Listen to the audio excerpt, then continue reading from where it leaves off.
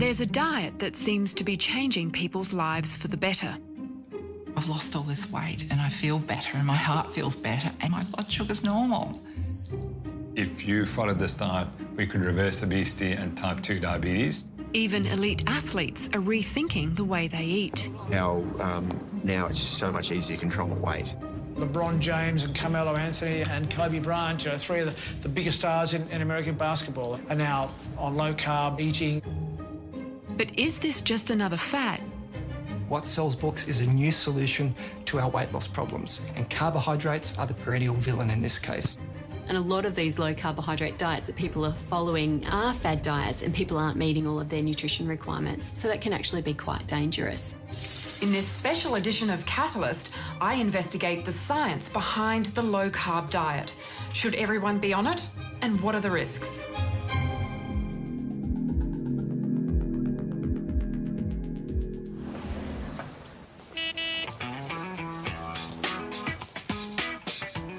In the 70s, dietary guidelines around the world promoted the food pyramid, which recommended we reduce fat and eat a lot more carbohydrate. It was recognised that carbohydrates were a cheap energy source, and still are. And as cheap energy source, they've made it into our diet. Get off the fats. Get it off.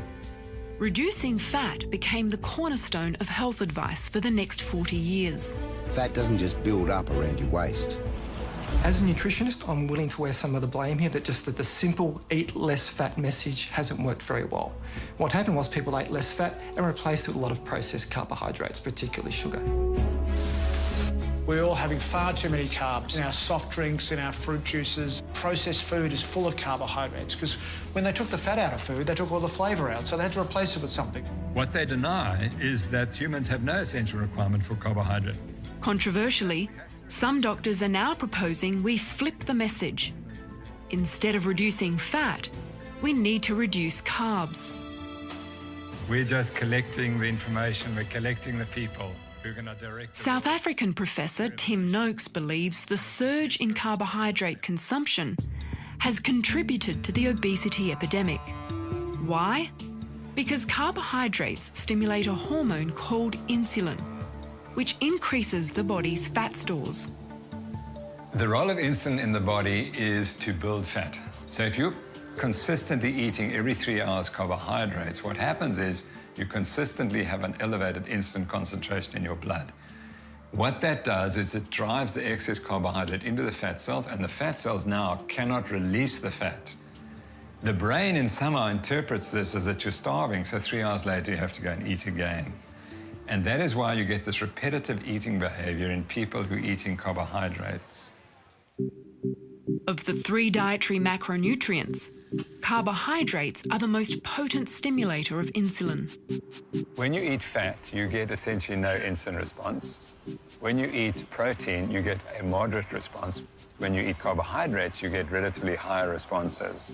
Many people get the wrong impression of this diet. It is not a high-protein diet for that very reason. We don't want all that insulin secretion from a high-protein intake.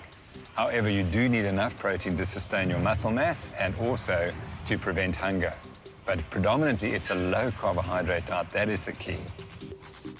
Professor Noakes says the low-carb diet with moderate amounts of protein helps you lose weight because it reduces cravings and makes you feel fuller for longer. What this diet does is it is high in fat and protein, and that satiates your brain and reduces your hunger. And that is the key to this whole process, because if you can reduce your hunger, your calorie consumption goes down. Thanks for coming in today. So, have you seen a dietitian before? No, I haven't. No? Okay.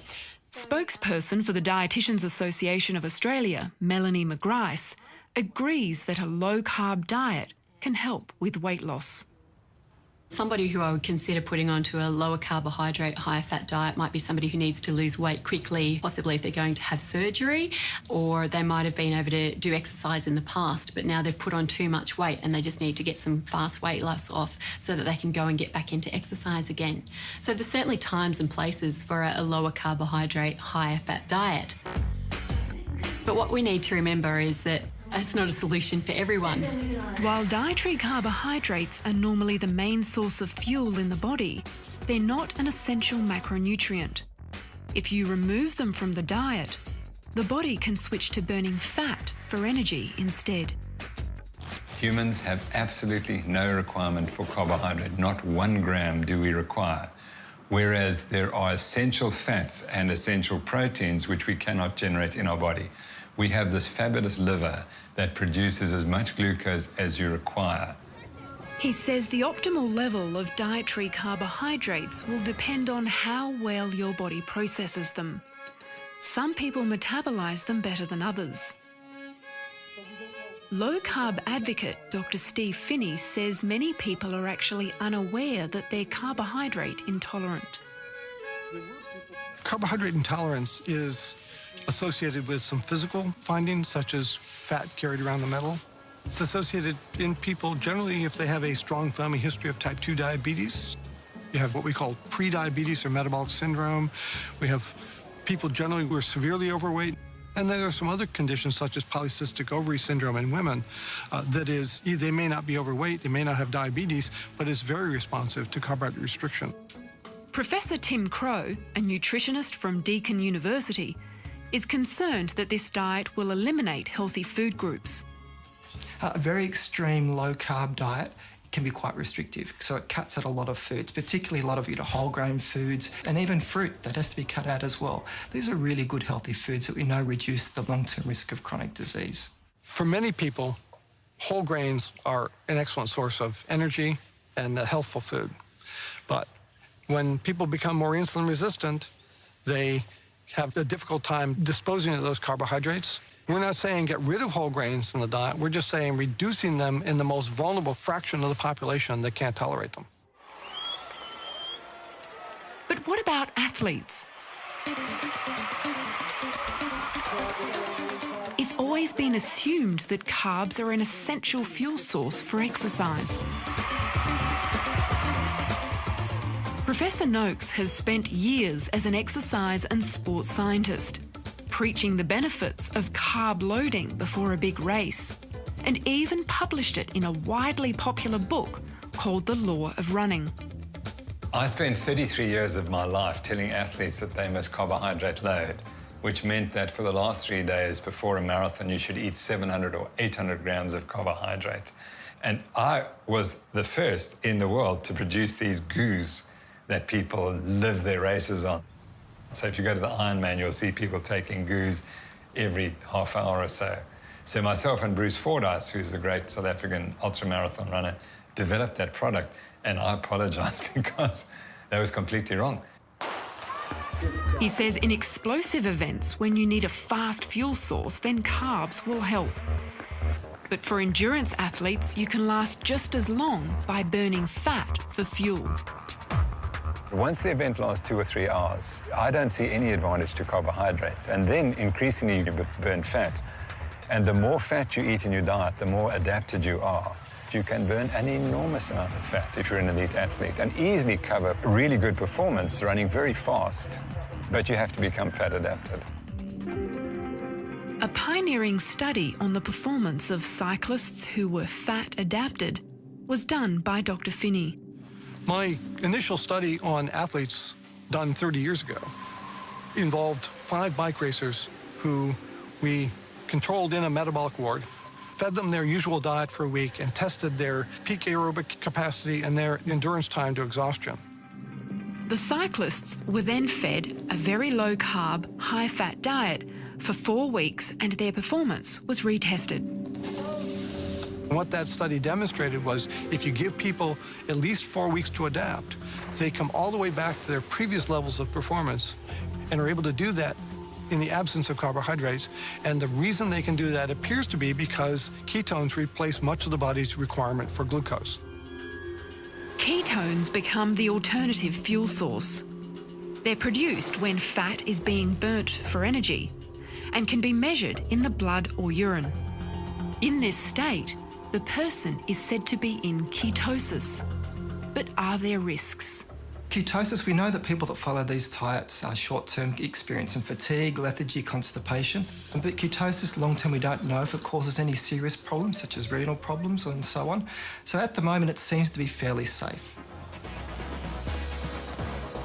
Dr. Finney has no doubt that burning fat for energy instead of carbs gives endurance athletes the winning edge. For athletes attempting to do prolonged endurance performance, if their body can be trained to use that fat as their predominant fuel, that fuel tank is more than 10 times as big as the carbohydrate tank. And that's why we see the ultra endurance athletes now not just winning races, but setting records on low carbohydrate diets. Endurance-wise, it actually makes sense to be using fat as for your fuel tank, which is good for many hours, but when you need that high power output to sprint to the finish line or to ride up the hill, as an athlete you actually fall behind because that's when your body needs carbohydrates for maximum energy output, and you don't get that.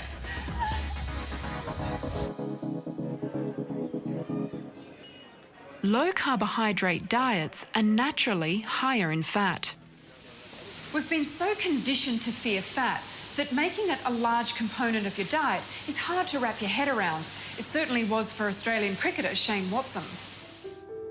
Everyone that had educated me about the way to eat and eat a low-fat diet meant that I had a fat phobia. I cut all my fat off, all my chicken, my meat, my bacon, everything. So I stayed away from butter, from cheese, stayed away from nuts, like only a little bit of avocado, all the foods that are high in fat and high in energy. But in the end, I was always very hungry because I was cutting all the fat out of my diet and was just loading up on carbs. Within an hour of eating, I was always very hungry. It took the personal experience of Australian cricket team doctor Peter Bruckner to open Shane's eyes to a new way of eating. I had just turned 60, which was the age my father had developed type 2 diabetes. I was overweight, so I tested all my bloods before I went on this diet, and then went on the diet for 12 weeks, lost 12 kilograms. Easy as you like, eating low carb, high fat. So the way our parents used to eat, you know, eggs and bacon and butter and cream and milk and all those things that had been forbidden for 30 years, and stopped eating all the sugary things and pasta and rice and bread, all the things that I'd been eating, and the weight just fell off, and I was enjoying my food. I felt fantastic. My exercise capacity increased, and I got to the end of that, and I just couldn't believe it. Soon after that, I went on tour. I restarted my job with the cricket team, and the guys would all be coming up, Doc, you know, hey, what's happened, you know? And some of them in particular, Shane Watson and Mitchell Johnson, got very interested in the whole idea and decided they wanted to have a crack. For the next 18 months, Shane went on the low-carb diet, while Dr. Bruckner monitored him closely. So your blood pressure is 133/66, which is excellent. Peter, how has Shane's medical records changed since being on the diet? Well, Shane's always been one of these players who, despite high levels of exercise as an elite athlete, has always had a weight problem. And previously, the only way he could do it was really to starve himself.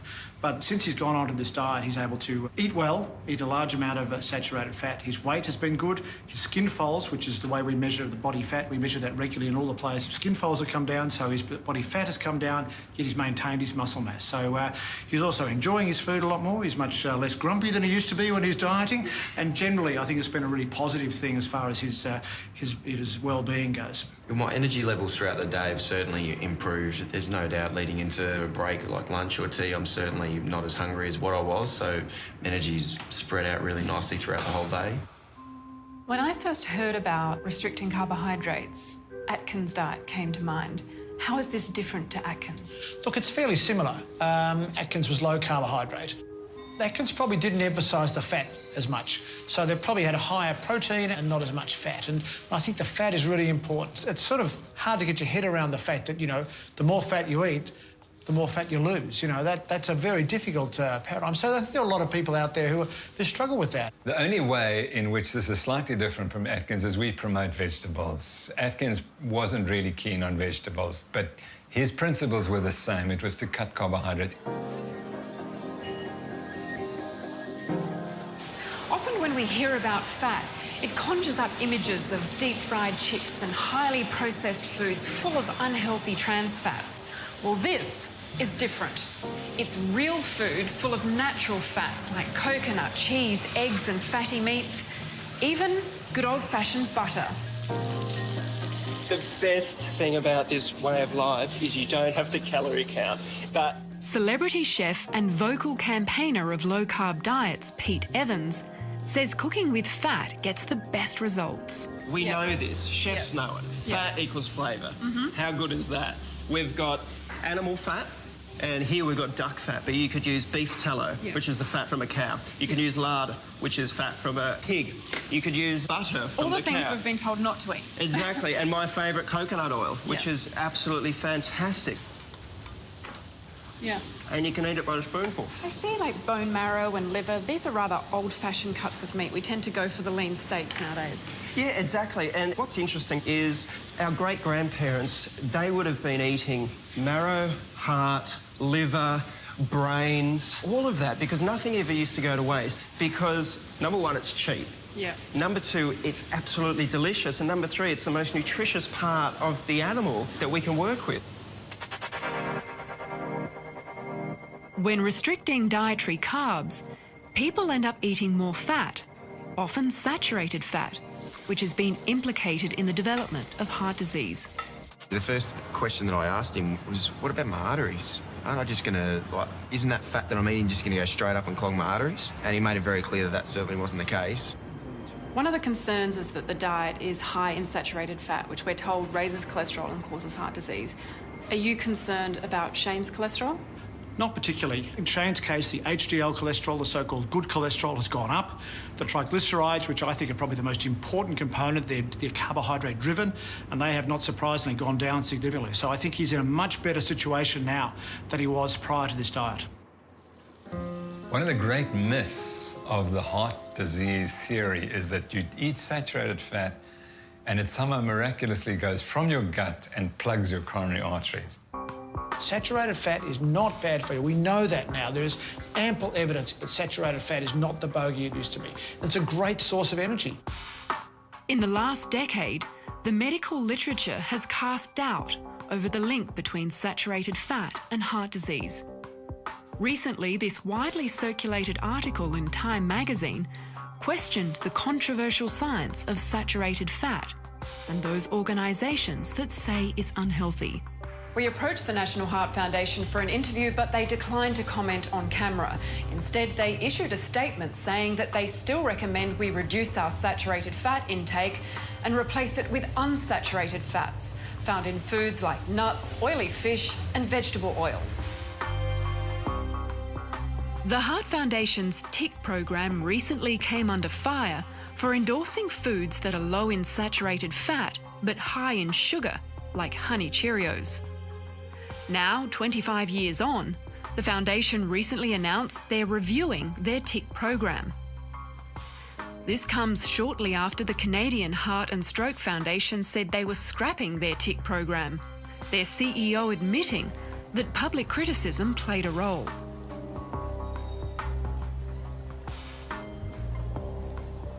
Some nutritionists say these diets are too difficult to follow. All diets fail because they are prescriptive and they go against our normal eating habits. And the more restrictive they are, the harder they are to follow.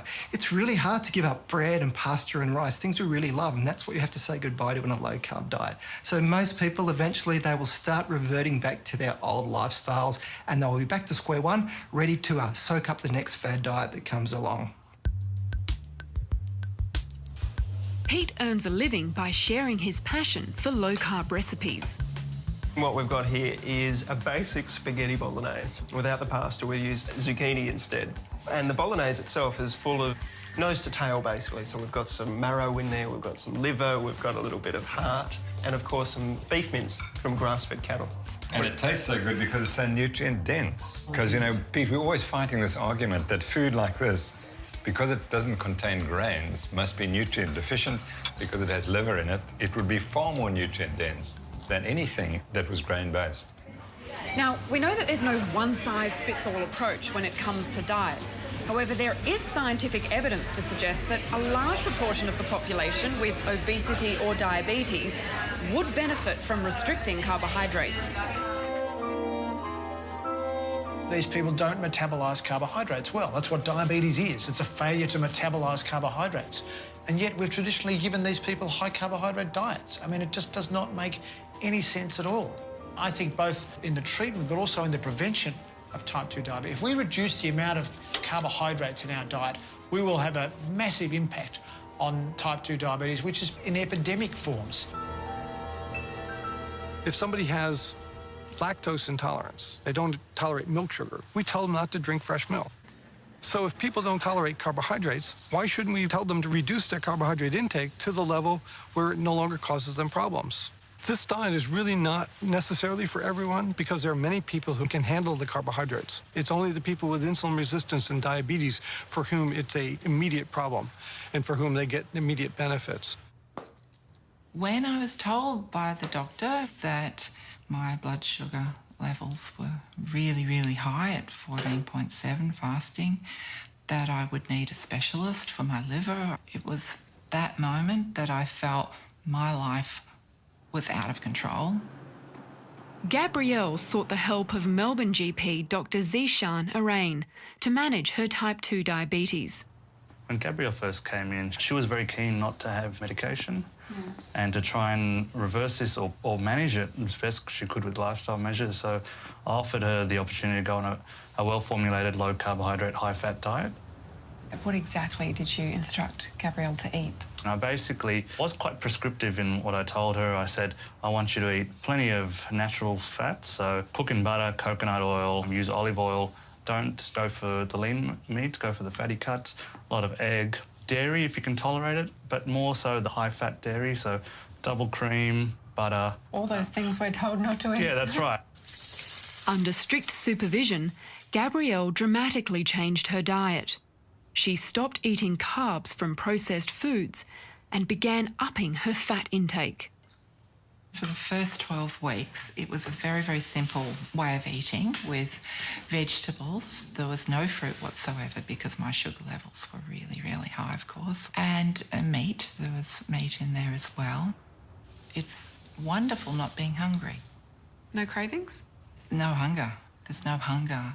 Over the last 4 or 5 months, when we retested her results, we found her to have not only a 10-kilogram weight loss, but the most impressive indicator to me was her HbA1c, which is that long-term measurement, had gone down to 5.4, which is what the normal population would have that's not diabetic. Her size of her liver, which was enlarged, 23 centimetres, has gone down to 15, which is normal. My goodness, you must have been pleased with those results. Yeah. Oh, fantastic. I don't believe that everybody with diabetes should automatically be going on to a low-carbohydrate diet. People who have medical conditions such as diabetes really should be going and seeing their accredited practicing dietitian for that personally tailored advice, because people don't just come with diabetes, they come with a whole range of different other medical conditions. They come from different backgrounds, they have different lifestyles. Although treatment for diabetes should be tailored for the individual, endocrinologist Professor Catherine Samaras believes restricting carbohydrates and lowering calories is key for diabetics. In my view, it seems counterintuitive to be asking people who have a deficiency in insulin, an inability to produce enough insulin, a requirement for medications to help them make insulin, to be eating so much carbohydrate. A meal that's relatively high in carbohydrate can often produce very high glucose levels, and this is a problem. Professor Samaras has been working with the federal government to lower the carbohydrate level of hospital food. So this is what the average patient with diabetes in hospital today would have had for breakfast. Cereal, 1 slice of bread, with a little bit of jam for that, some fruit and a little bit of milk to put on their cereal. But what that amounts to when you actually calculate out the carbohydrate content is equivalent to 14 teaspoons of sugar. So what changes do you want to see implemented in this kind of diet? An alternative is to give people 2 slices of bread and an egg, and it only has half the amount of total carbohydrates, so 7 teaspoon equivalents of carbohydrate versus 14. We know that if you have high glucose levels in hospital, you have worse outcomes and higher mortality and longer length of stay. Now, all of these cost the community, they cost families, they cost the Department of Health. We can simply improve that by just improving glucose control in hospital. And it seems obvious to all of us that changing diet is a fundamental part of improving the outcomes of people with diabetes. What's wrong with replacing these carbohydrates with low GI carbohydrates? Low GI carbohydrates just refer to how quickly the glucose is released into the bloodstream. But the load, the total amount of carbohydrates, still has to be dealt with. In diabetes research, we're understanding more and more that you can wear out the pancreas by getting it to work extra hard. And so in that regard, the load of the carbohydrate actually counts. The GI may actually just blunt the glucose excursion after people eat, but it's still asking the pancreas to work extra hard. And so lowering the GI doesn't necessarily make the best outcomes.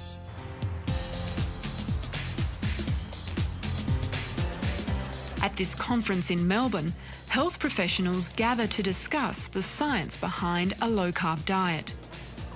There are around about 27, 28 randomised controlled trials, and the low-carb, high-fat outperforms the low-fat way of eating. We know that we're not doing very well with our current dietary recommendations for diabetes. If you wanted to design a regime, a diet, that produced the worst outcomes in type 1 diabetes, you'd have the current recommendations. There's new paradigms around. You find that there's resistance, there's head in the sand. I mean, after all, people like me were telling them that what they'd been preaching for 30, 40 years was wrong. A critical review of the literature suggested that low-carb diets should be the first treatment option in diabetes because of the consistently good control of blood glucose and the reduction or elimination of diabetes medication. Diabetes Australia is an organisation that supports people with diabetes, but some question their dietary advice to patients. They recommend low-fat meals based on high-fibre carbohydrate foods like breads and cereals, the very foods that raise blood sugar levels. Diabetes Australia declined to comment on camera, but issued a statement saying the public discussion about diabetes should not be about diets. There is no general diet, and that we should aim to have individualised, tailored advice for people with diabetes. The diet recommendations for people with diabetes are really quite old hat, and they haven't been revised or thought through well enough, given that we also have an epidemic of obesity that we're having to deal with. In the United States, the recent recommendations for people with diabetes actually promote a lower carbohydrate intake, and I think we should be looking at that and adopting some of those philosophies and asking our patients to restrict their carbohydrate.